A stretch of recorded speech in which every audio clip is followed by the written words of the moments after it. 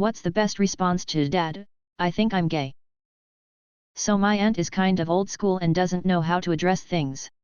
She is kind of in the middle between baby boomer and Gen X, so she is a bit more tolerant, but she is still awkward.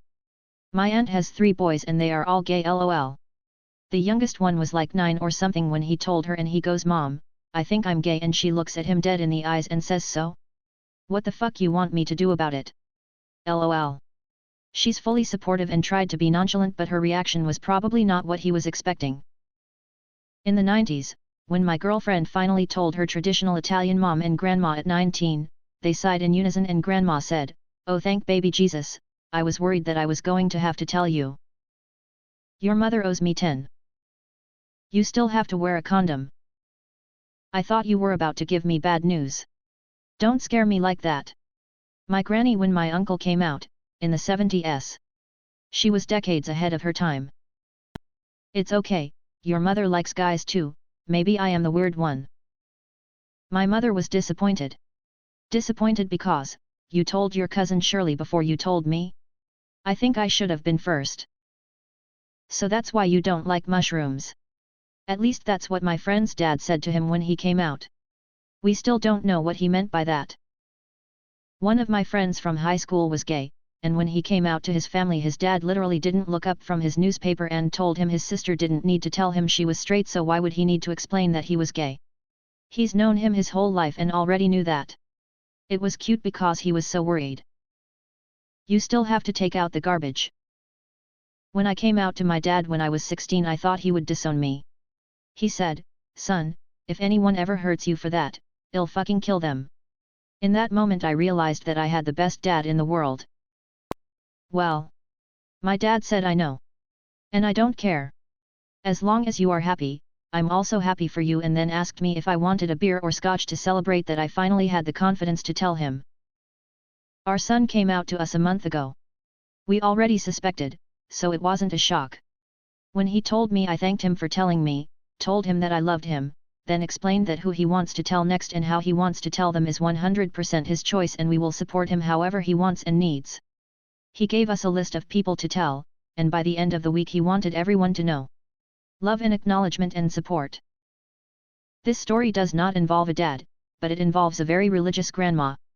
One of my friends was very nervous about telling his grandma that he was gay, and put it off for a long time. But when he turned 18 he decided that he had to get this done. When he told her, she just looked at him calmly, answered, "Of course you are. I have known that since you were 10. At the age of 10 he didn't even know it himself yet. Edit. Thank you very much everyone for upvotes and the award. It is good to think about that. My most popular comment to date is about my friend being accepted for who he is. Thank you again. Not me, but a friend of mine from college. When he came out to our group of friends, we were fine with it. He was still our friend. We then asked if he told his parents about it and said no. His parents are very religious and he plans to take the secret to the grave. The next day, he told his parents he was gay because he came home drunk from a party. All of us looked at each other, preparing to comfort him in case it didn't go well. But the next thing he said really surprised all of us. When he drunkenly told his dad that he was gay, the dad responded, "Well, if that's how God made you, then there's nothing we can do about it." When he heard those words he sobered up quickly, and felt like a giant weight was off of him. It made him love his parents even more. We all congratulated him that it went well. He did say one lie though. When his mother asked if he was seeing someone, he said no, but he was. Serious. What causes death more than people realize? Untreated infections. Your body will become septic, in which it essentially kills itself trying to kill off whatever infection one has. Tripping.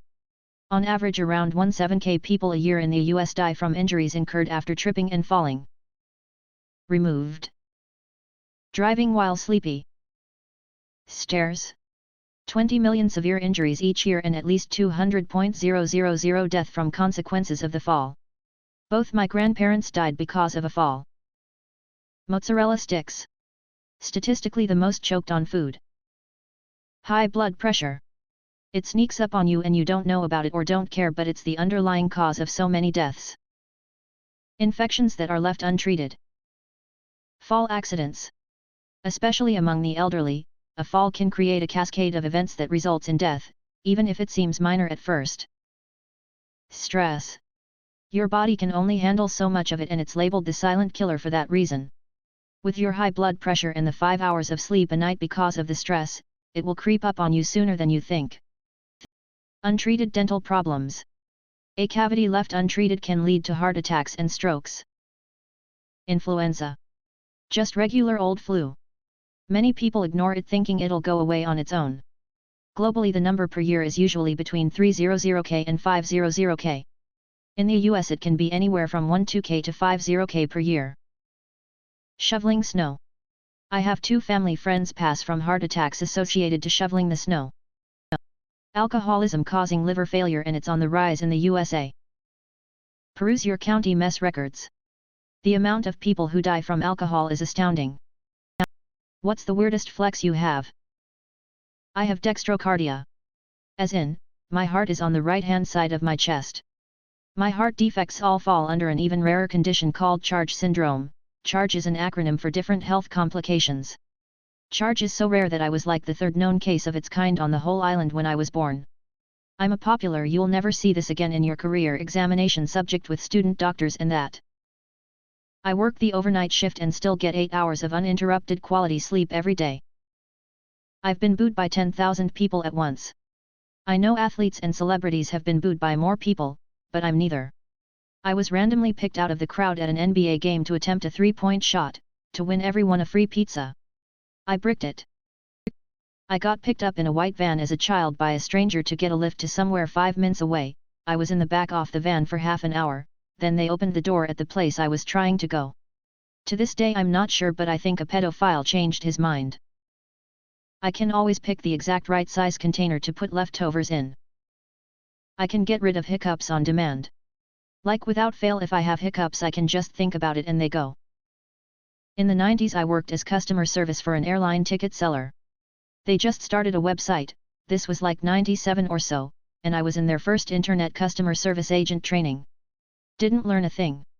Anyways, as I was doing the job I realized I was getting the same questions over and over again. Standard procedure was to email back and have to type out the same message again and again.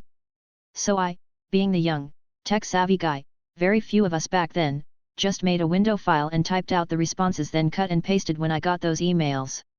So most customer service agents did maybe 30 to 40 emails a day. I was doing 200 to 250. I was doing so many that when the bigwigs were visiting the call center, the coup came to talk with me and asked me how I was able to answer as many customers as I was. Dumb young me explained what I had done creating canned responses for the company. She asked me to email my list to her.